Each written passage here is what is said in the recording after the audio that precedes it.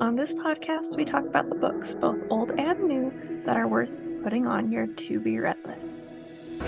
I'll include the back cover synopsis, content warnings, as well as my pro and con list. To avoid any spoilers, head over to my Instagram at enjoylifewithme.angela. I'd love to hear your thoughts on these books. Let's jump in for the day. Today we're going to be talking about the book A Lady Most Untamed by Amanda Panhorst, which is the third book in the Grimm Regency tale. It's a multi-author standalone series. The back cover synopsis says, Arthur Fairhurst is a terrible duke. Jumpy and nervous around others, he prefers to hide away in his Northumberland forest, collecting, sketching, and researching all the wildlife he can find, trying to satiate his inexhaustible curiosity. So when his gamekeeper informs him of a gypsy girl and her dog hiding away in his woods, curiosity demands he finds out everything he can about her before telling her to move on. Dressed as a plain woodsman, Arthur gains her trust little by little and is surprised by the things the gypsy girl Mara brings out in him. Mara Boswell discovered long ago that she cannot depend on anyone but herself. Driven by tragedy, she has roamed here and there all around England, always on the move, running from those who would find her and hurt her. Thinking she has found a safe haven at last in the dense forests of Northumberland, she's informed by a woodsman that she is trespassing, and not just on any land, but a duke's. Loath to move on again, she agrees to a bargain that talking about her gypsy life in exchange for permission to stay in the forest. The opportunity is too good to pass up, and Mara begins to see that not everyone is out to do her harm, that certain people would love and protect her if she would only let them. This is a dual point of view Regency. It's the brother and sister's fairy tale retelling.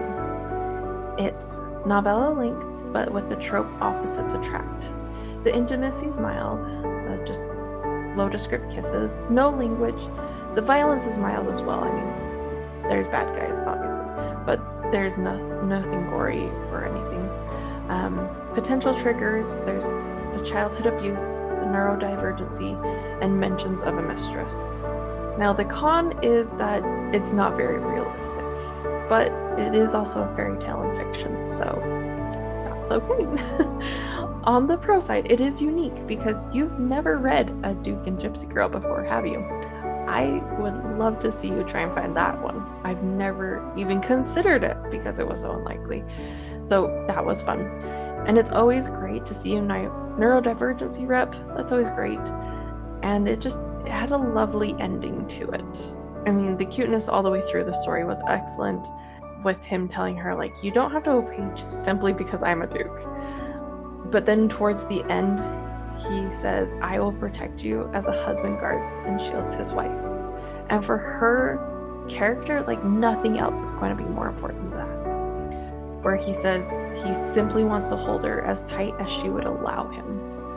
Because, you know, when you're working with that kind of childhood trauma, you got some unpleasantness.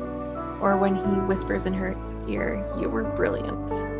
That is just cute.